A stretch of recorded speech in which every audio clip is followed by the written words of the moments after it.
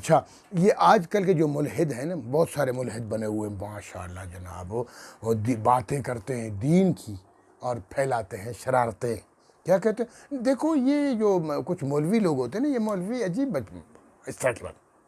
مولوی کہتے ہیں بس اسلام پر ڈٹے رہو، بس اسلام کے علاوہ باقی دین باطل ہیں، غلط ہے، نہ مانو. یہ غلط بات ہے، ایسا نہیں ہونا چاہیے. بھائی جو یہودی ہے وہ بھی ٹھیک چل رہا ہے، یہ اس طرح بولتے ہیں لوگ. میں نہیں کہہ رہا نعوذ باللہ، لیکن میں تو غلط مانتا ہوں. یہودیت کفر ہے، عیسائیت کفر ہے، تمام ادیان باطل ہے. اگر کوئی سچا دین ہے وہ اسلام ہے، اس کے علاوہ کوئی دین سچا نہیں ہے.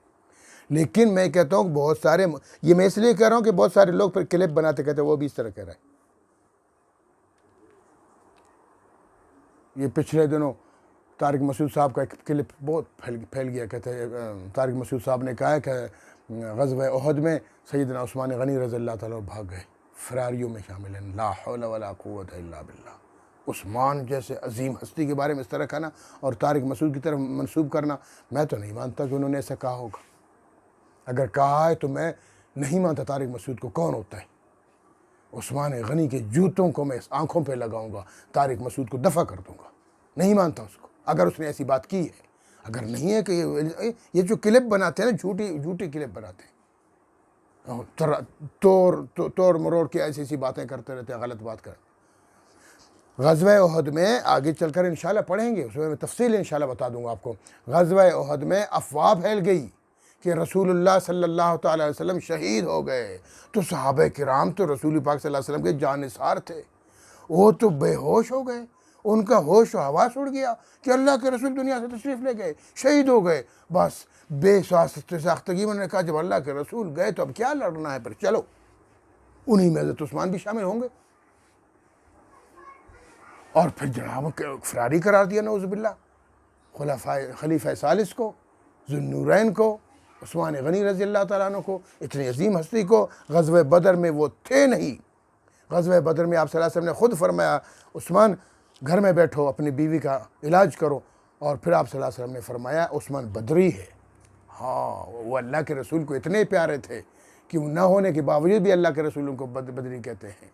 اور تم کو انہیں کچھ لوگوں کے پیٹ میں مروڑ ہوتی ہے، اہل تشیع کے پیٹ میں درد ہے، درد. وہ اس طرح کے فضول باتیں کرتے رہتے ہیں. اور بہت سارے تو جناب اہل سنت بنے ہوئے ہیں، اہل سنت بن کر پھر حضرت عثمان کو گالیاں دیتے ہیں. لا حول ولا قوت الا باللہ.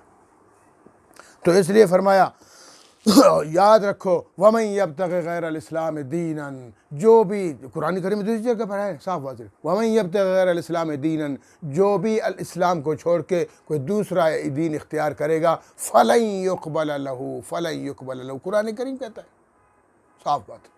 جو اسلام کو چھوڑتا ہے دوسرا دین اختیار کرتا ہے، ہرگز اس سے قبول نہیں کیا جائے گا. اس کے اعمال بھی ضائع ہو جائیں گے، اس کی نیکیاں بھی ضائع ہو جائیں گی. تو یہ ملحد بکواس کرتے رہتے ہیں. یہودی اپنے مذہب پر ٹھیک ہے، عیسائی اپنے مذہب پر صحیح ہے، ہندو اپنے مذہب پر صحیح ہے، فلاں اپنے مذہب پر صحیح ہے. کیوں مذہب پر صحیح ہے؟ ایک اسلام سچا ہے، باقی سب ادیان باطلہ ہے، سب غلط ہے. اپنے زمانے میں بے شک ٹھیک تھے، لیکن ابھی انہوں نے تحریف کر دی، انہیں بات ختم ہوگی. ہو سکتا ہے کوئی کہے پر اسلام میں بھی تحریف ہے، نہیں ہوئی تھی اسلام میں تحریف. اس کی ذمہ داری اللہ نے خود لی ہوئی ہے. قرآن کریم میں اِنَّا نَحْنُ نَزَّلْنَا الذِّکْرَ وَإِنَّا لَهُ لَحَافِظُونَ، ہم نے ہی قرآن کو اتارا ہے، ہم ہی اس کی محافظ ہیں. ہم نے اس دین کی حفاظت کا ذمہ اٹھایا ہوا ہے، قیامت تک یہ دین چلے گا. تو صاف انکار کر دیا. اور پھر آگے فرمایا الیوم اکملت لکم دینکم، آج تمہارا دین مکمل ہو گیا. واتممت علیکم نعمتی، آپ میری نعمتیں تم پر مکمل ہو گئی. کیا نعمتیں تھیں؟ تمام انبیاء آ گئے، نعمتیں تھیں نا، انبیاء کرام کا وجود نعمت ہے، تو وہ نعمتیں ابھی مکمل ہو گئی. اب کسی مرزائی شرزیائی کی ضرورت نہیں، کسی قادیانی شادیانی ملعون کی ضرورت نہیں ہے. بس ختم، دین مکمل. قرآن آخری کتاب اور محمد صلی اللہ علیہ وسلم آخری نبی ہے. وَأَتْمَمْتُ عَلَيْكُمْ نِعْمَتِي وَرَضِيتُ لَكُمُ الْإِسْلَامَ دِينًا. خود اللہ تعالیٰ فرماتے ہیں کہ میں نے تمہارے لیے دین اسلام کو پسندیدہ دین قرار دیا ہے. وَرَضِيتُ، میں خود راضی ہوں، میں خود پسند کرتا ہوں اس دین کو، یہی میرا پسندیدہ دین ہے، کیونکہ پچھلے ادیان کو لوگوں نے بدل ڈالا ہے. تو ایک بات تو یہ ہوگی.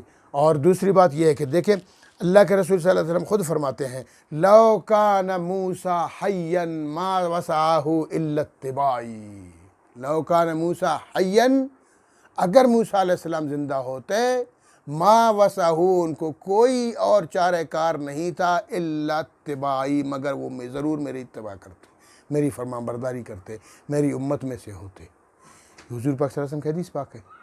اور عیسیٰ علیہ السلام تو اللہ کے رسول کی امتی بن جائیں گے، قیامت قرب قیامت میں آئیں گے، دوبارہ تشریف لائیں گے، نبی بن کر نہیں، امتی بن کر آئیں گے، اپنے دین کو نہیں، محمد صلی اللہ علیہ وسلم کے دین کو، دین اسلام کو پھیلائیں گے۔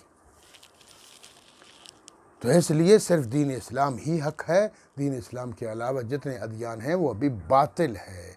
وہ باطل کا مطلب یہ ہے کہ لوگوں نے ان میں تحریف کر دی، اس لیے ان کی حقیقت نہیں رہی، اپنے زمانے میں وہ درست تھے۔ تو ملحدیوں کے عقیدے پہ مت جائیں۔ ملحد لوگ عجیب الٹی سیدھی پٹیاں پڑھاتے ہیں، پھر کہتے ہیں مولوی لوگ غلط بولتے ہیں، ہم سچے ہیں، بڑا سچا آیا ہوا ہے۔ دوسری جگہ اللہ تعالیٰ صاف کہتے ہیں یا ایھا الذین آمنوا ادخلوا فی السلم کافہ، پہلے پڑھ چکے نہیں آیت کریمہ، یا ایھا الذین آمنوا، ایمان والو، ادخلوا فی السلم کافہ، اسلام میں داخل ہو جاؤ پورے کے پورا۔ یہ نہیں کہ جناب ایک قدم اسلام میں ہے، ایک قدم یہودیت میں ہے، یا ایک اسلام میں ہے تو ایک عیسائیت میں ہے، یا ایک اسلام میں ہے تو ایک ہندو پن میں ہے۔ نا پورے کے پورا اسلام میں آ جاؤ، تمہارے نظریات بھی اسلامی ہوں، تمہارے اعمال بھی اسلامی ہوں، تو اور تمہارے جناب یہ جو طور طریقے ہیں، یہ جو بدعات شدات ہیں، ان کو ختم کرو، صرف سنت پر عمل کرو، بس اس کے علاوہ کچھ نہیں کرو۔ تو اس لیے فرمایا وَمَن يَكْفُرْ بِآيَاتِ اللَّهِ، جو اللہ کی آیتوں کا انکار کرے گا، کسی بھی اللہ کے حکم کا انکار کرے گا، محمد صلی اللہ علیہ وسلم کی اطاعت کا انکار کرے گا، فَإِنَّ اللَّهَ سَرِيعُ الْحِسَابِ، تو یقیناً بے شک اللہ تعالیٰ جلد حساب لینے والا اس سے حساب لے گا، تو تباہ و برباد کر کے رکھ دے گا۔ اللہ رب العالمین ہمیں اسلام پر مکمل طور پر عمل کرنے کی توفیق عطا فرمائے۔ وآخر دعوانا ان الحمد للہ رب العالمین۔